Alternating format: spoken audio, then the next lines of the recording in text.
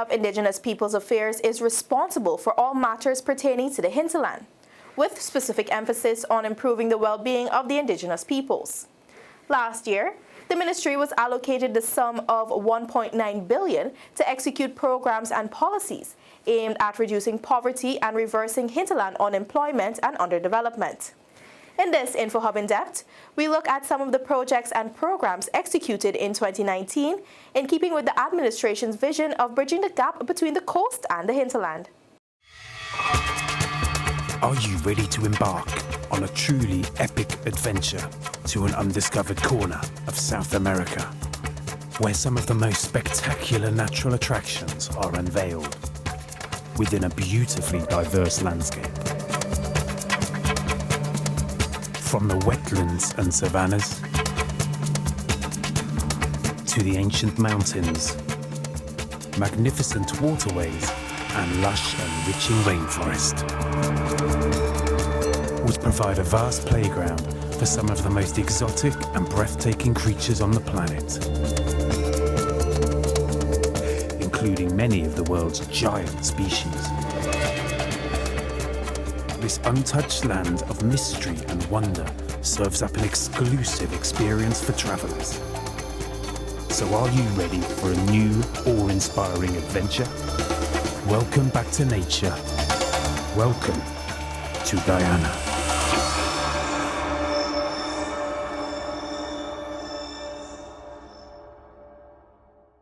Youth empowerment was one of the major focus of the Ministry of Indigenous Peoples Affairs in 2019. Through the Hinterland Employment and Youth Service Program, which ended in 2018, youths would have successfully completed programs and established businesses. The sum of $100 million was spent on monitoring and mentoring and additional monetary support to ensure these small businesses grew. We feel good. We are going to invest it towards the same program. It's helping me a lot. I'm glad to have that grant. We are very thankful for the government for offering this huge initiative to all the community. Our youth have been benefiting tremendously also. There are businesses that are operating in our village like never before. This initiative is one that was very fruitful for the communities, because what I have noticed is that it has benefit not only my community, all the communities tremendously. Another significant accomplishment was the completion and commissioning of the $186 million tertiary hinterland student dormitory in Georgetown. This facility provided students from those far-flung communities with a safe space while pursuing their tertiary education on the coast. The dormitory has 16 apartments. Each apartment boasts a kitchenette, toilet and bath area and a study area. It also has internet access and a library, as well as accommodation for 2 dormitory supervisors. According to His Excellency David Granger, the project is part of the 10-point plan for hinterland development, which he outlined in his address to the National Tushaus Council in August 2015. It is also part of the government's drive to reduce the disparity between the coastland and the hinterland. The establishment of this tertiary education dormitory attests to the government's commitment to improving educational opportunities for hinterland students. It reflects our intention, our determination to ensure a more equal society by reducing the disparities west of the Essequibo between hinterland and coastland communities. We want to create a more equal society. We want to ensure that hinterland residents can enjoy similar public services, birth, business and death registration, public education, public health, public information, public infrastructure, public telecommunications, public security, social security. They must be able to enjoy this access just as citizens on the coastland. Let someone who's living at Ishalton tell you the cost to go to Lethem to collect his or her pension. Then you realize that you're living in a different society. We are going to remove all of those disparities and inequalities. Minister of Indigenous Peoples Affairs Sidney Alicock said the project is the start of something huge for the education sector in Guyana. This building here is not by magic. It didn't appear here just like that. It was because of the leadership. It was because of the planning of a visionary leader, a forward-thinking leader, and especially a leader who thinks about the hinterland and about the indigenous peoples. He thought about the identity, the inclusivity, and the prosperity of indigenous peoples. This is just one of the many that will happen for the development of education in this country.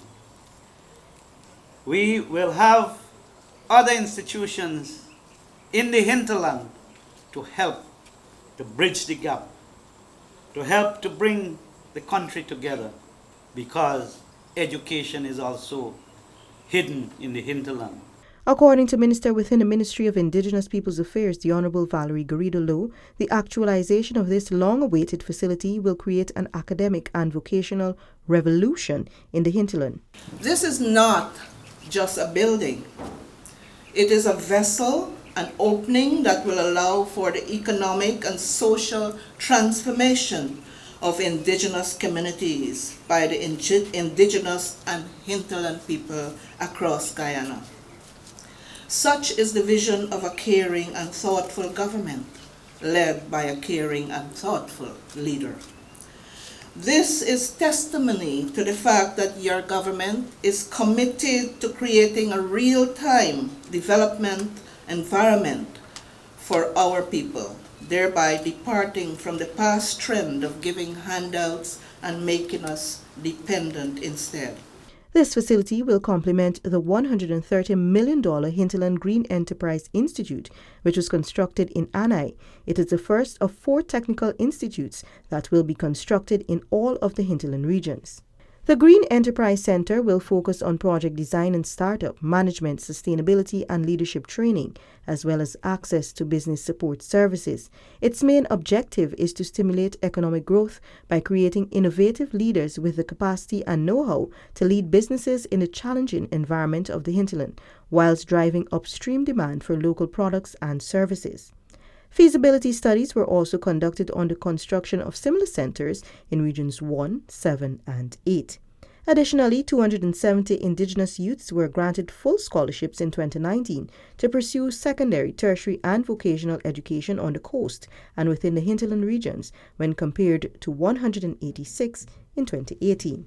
The scholarships were issued across the levels of the National Grade 6 Assessment and Caribbean Secondary Education Certificate, and for tertiary and vocational institutions, including the Government Technical Institute, GTI, the Guyana School of Agriculture, GSA, Carnegie School of Home Economics, the E.R. Burroughs School of Art, and the Guyana Industrial Training Center, GITC. In collaboration with the Department of Public Service within the Ministry of the Presidency, a number of students also received scholarships to attend the University of Guyana. And in the coming years, we would like to have you advance, because why? The opportunity is there better than before with education. We've seen results, better results, and of course the population is also growing. So in this present state that Guyana is in, there is a big call for really wronged individuals to ensure the indigenous peoples have the means to sustain themselves. The government invested millions on green, innovative, and sustainable projects. One such project is the Pacaraima Lapidary Facility, which was commissioned in November 2019 at Monkey Mountain, Region 8.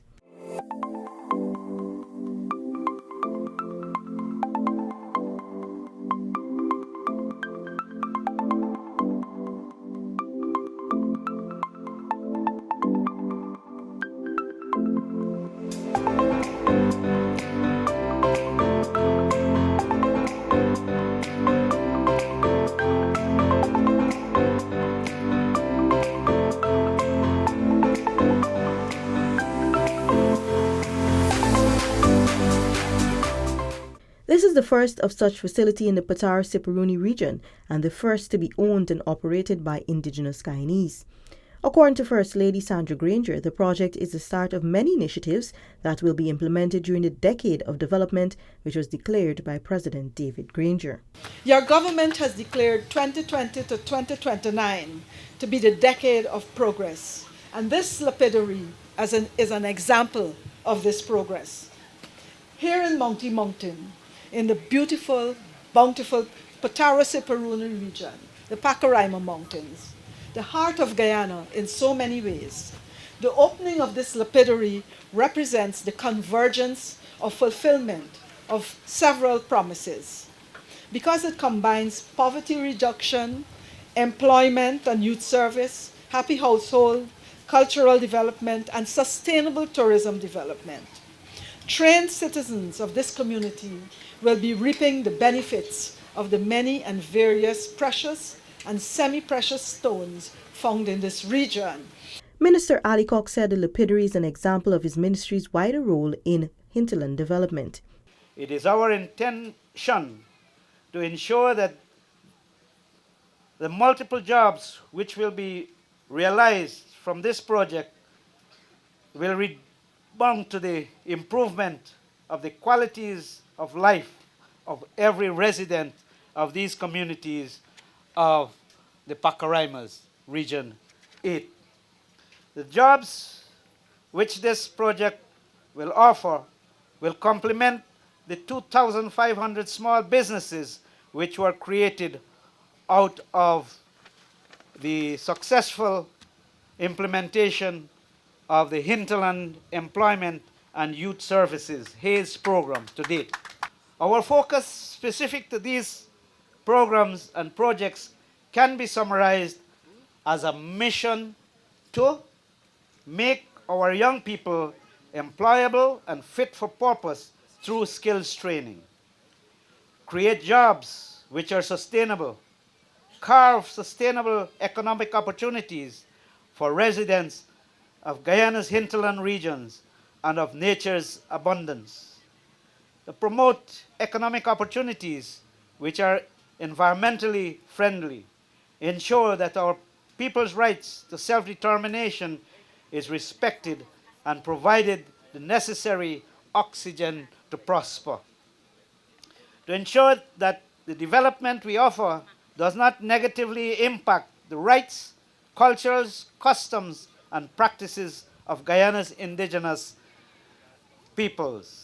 A cassava processing factory was also constructed in Quebana, Moruca Region 1, at a cost of $26 million. The facility will produce cassava flour as the main product, as well as supply casrip, starch, and other cassava byproducts. The flour production could be a good thing for us. Boost agriculture and value added, add value to the product. So that's currently why we suggested this program. We are now almost, on a point of completion. As I said, this would not be a benefit only to this community, but actually the entire Moruca sub-region, Mabruma, and as far as Port Kaituma, Machish and the other areas. We never had this kind of opportunity from before. This is the very first time. From the beginning, I really started when the minister came in. She kept a meeting with me that was 2 years ago, and she mentioned about tomato things at region 8 or 9. Now when she come up with this cassava, it's just what they want, that they waiting for this. Because I carry out a study. That's why they vote me in as the chairman for this project. Because one thing that I invent on the sweet cassava. I carry out a study on it, right? And it works good. It comes to good flour and it stays some months, right? Even without sealing. With the establishment of this new facility, more residents will get access to employment opportunities, while cassava farmers will have the advantage of being the suppliers of the factory. Further, a total of $232.4 million in presidential grants was disbursed to 217 hinterland villages for 2019. Transportation, agricultural, tourism, and public infrastructure projects, as well as revetment works, were supported under the initiative.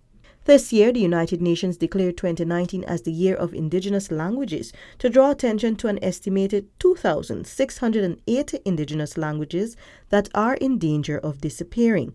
On January 19, 2019, Guyana joined the rest of the world to observe this activity with an official launch at the Aishalton village in the Deep South, Rupununi Region 9, where the 9 nations gathered. For the indigenous peoples, the event was significant, as it was the first time such an event was broadcast nationally and around the world. Many village leaders and residents traveled for miles from neighboring villages to witness the launch.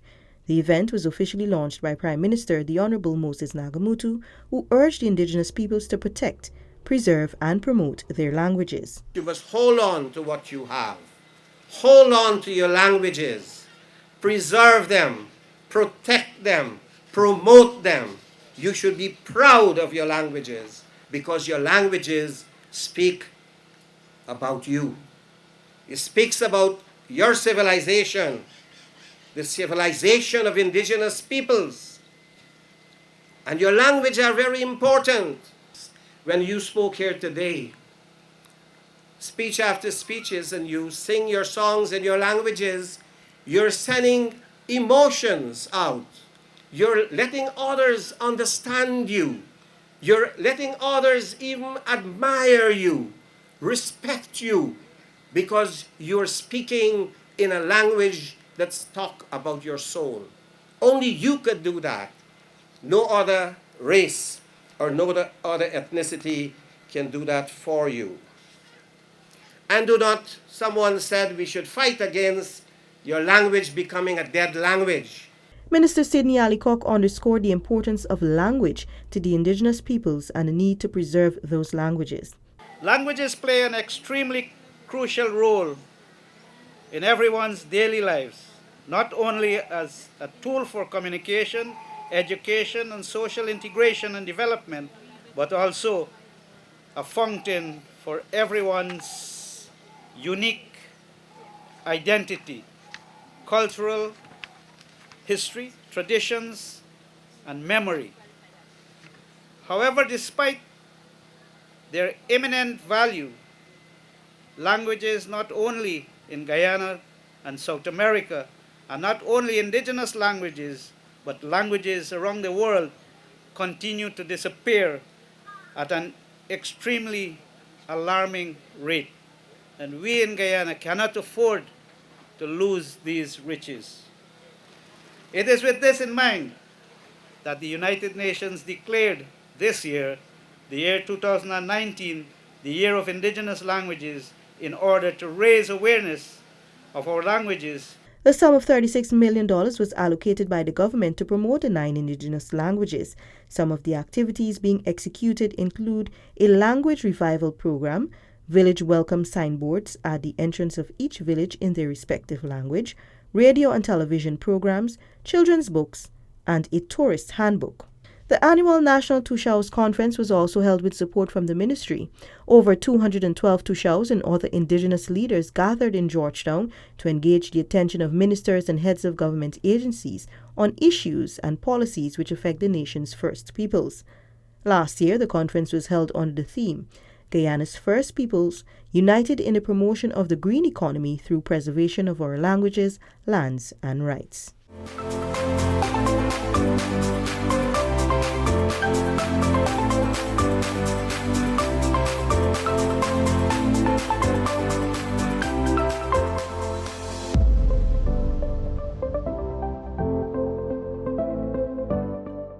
In his address to the Tushaus, President David Granger noted that hinterland human development has improved appreciably over the past 4 years. Indigenous peoples are enjoying better access to public education, public health, public information, public infrastructure, public security, public telecommunications, and social security. He also reminded of the Decade of Development, its connection to the UN Sustainable Development Goals, and what it means for all citizens. The decade will promote measures aimed at closing the development gaps between hinterland and coastland. It will aim at ensuring that indigenous peoples, among others, would not be left behind. It will seek to promote measures aimed at solving the social problems which handicap indigenous peoples and hamper human development. The SDGs are important to human development. Their targets and indicators are useful measures by which to assess progress during the decade of development while we address human development. According to Minister within the Ministry of Indigenous Peoples Affairs, the Honourable Valerie Garrido-Low, the government is fostering an academic and vocational revolution in the hinterland. This is what this government is all about, creating an academic and vocational revolution in the minds of indigenous and hinterland peoples throughout this beautiful country. Such is the vision of a caring and thoughtful government, one that is committed to creating a real-time development environment for our people, thereby departing from the past trend of giving handouts and making us independent instead. Chairman of the National Tushaus Council, Nicholas Fredericks, highlighted the impact of ICT hubs established in communities across the hinterland. As you know, the Tushaus are spread across Guyana. Sometimes it's very difficult for us to communicate with each and every one of you. However, we have the opportunity to build our communication systems thanks to the ICT hubs that is now being built across the country in our communities. As it related to land, 5 certificates of title for lands were handed over to Kangaruma and Tisserin Villages, Region 7, Yupakari, Region 9, and St. Monica and Mainstay, Wayaka, Region 2. These communities have been waiting years for their titles to move forward with the development of their villages. This has been InfoHub in Depth. Thanks for joining us. Remember, we are one people, one nation with one destiny. Are you ready to embark on a truly epic adventure to an undiscovered corner of South America, where some of the most spectacular natural attractions are unveiled within a beautifully diverse landscape? From the wetlands and savannas to the ancient mountains, magnificent waterways and lush enriching rainforest would provide a vast playground for some of the most exotic and breathtaking creatures on the planet, including many of the world's giant species. This untouched land of mystery and wonder serves up an exclusive experience for travelers. So are you ready for a new, awe-inspiring adventure? Welcome back to nature. Welcome to Guyana.